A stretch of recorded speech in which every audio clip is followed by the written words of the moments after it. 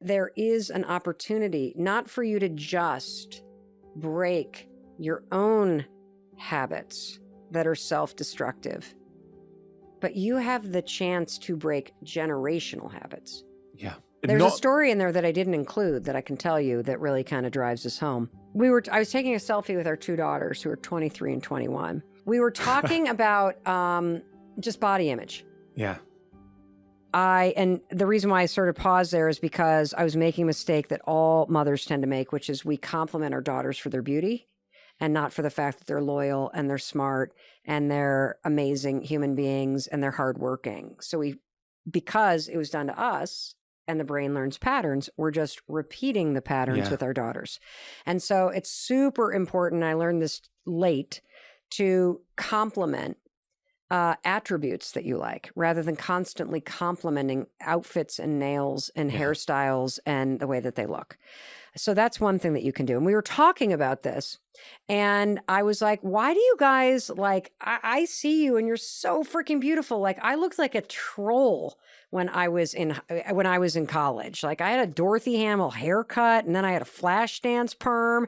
I mean, you guys look like unbelievable. And I'm like, why are you so critical? Like you constantly look in the mirror. Where does that come from? And without skipping a beat, my 21-year-old daughter turned to me and said, "It comes from you." And I said, What do you mean? She said, "Are you kidding me? Have you ever heard yourself talk about yourself?" I'm like, "What? No. What are you talking about?" She's like, "Every time we take a photo with you, do you know what you say about the photo?" I'm like, "No." She goes, "Do I really look like that?" And Mom, we think you're beautiful.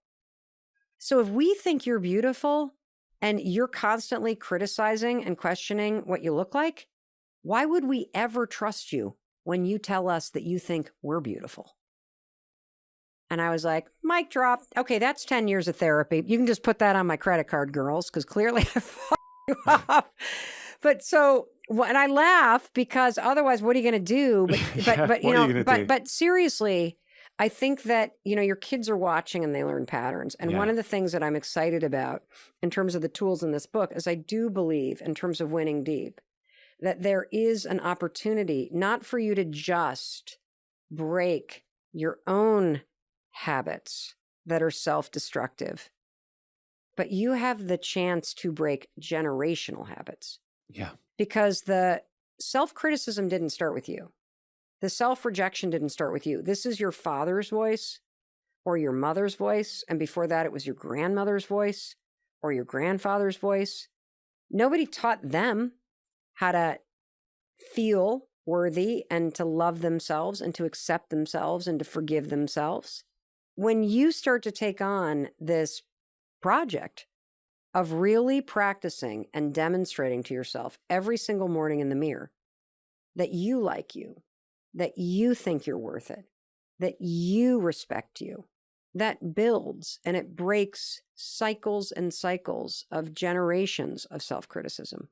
And that means that it can stop with you and you can show your kids a different way because, I've also know that, look, your kids are going to, you can't avoid comparison. You can't avoid those feelings of insecurity. You can't avoid looking around at the world and seeing places that you fit in and places that you don't. And it's heartbreaking when you're a parent and you get a text from one of your kids going, "Why does nobody like me?"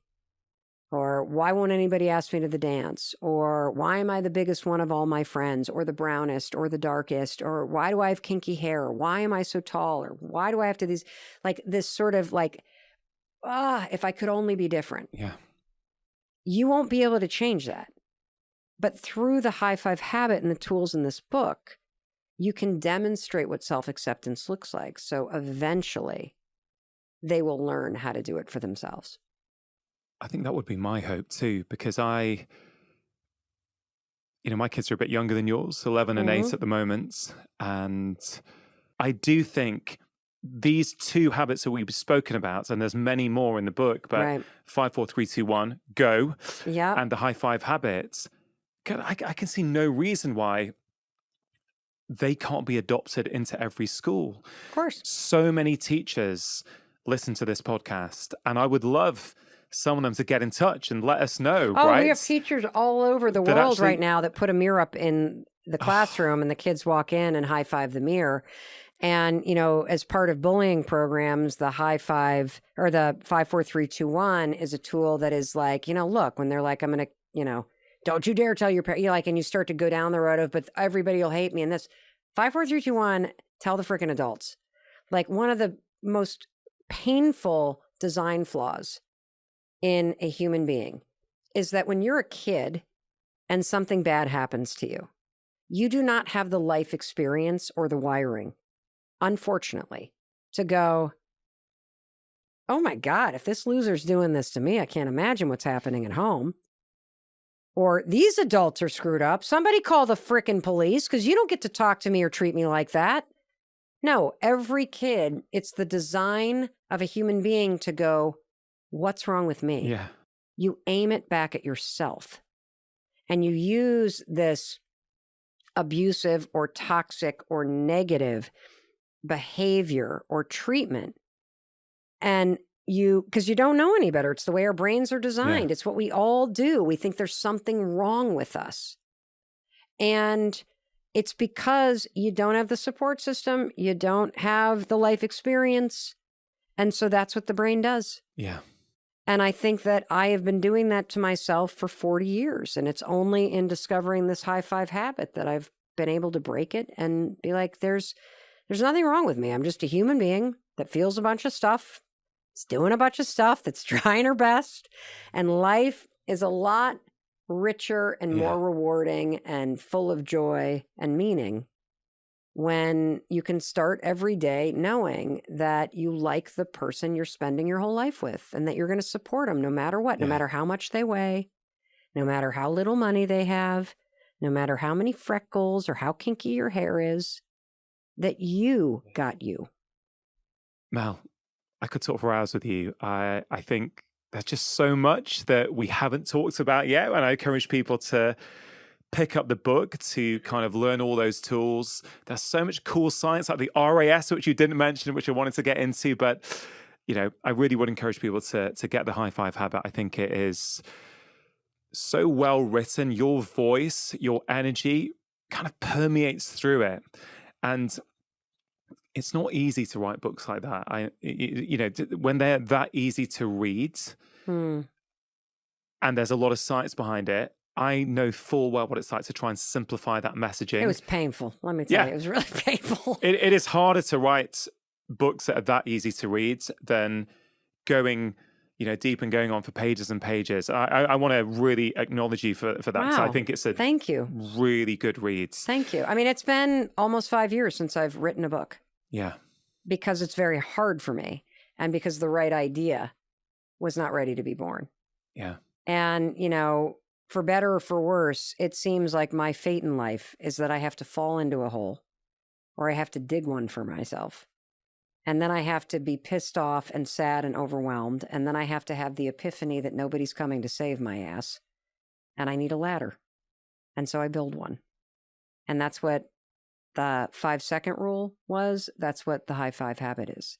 And so this book, I only started writing in probably, oh my God. I mean, we started kind of researching it end of May.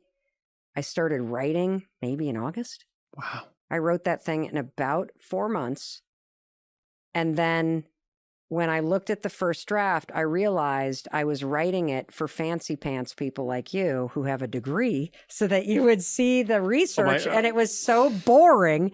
And in 14 days flat, we tore that book apart and rewrote it because I realized I was coming back to that credentialed thing of wanting to seem smart when really I just wanted to make a difference for the woman in Iceland or Steph who's thinking about hitting send on an email, or that person who just lost their job or is going through a divorce or feels overwhelmed by life, because I know what that's like because I've lived it. Yeah. And if a book isn't easy and fun to read, you're not going to read it. Yeah. Hey, it's Mel. Thank you so much for being here. If you enjoyed that video, by God, please subscribe because I don't want you to miss a thing. Thank you so much for being here. We've got so much amazing stuff coming.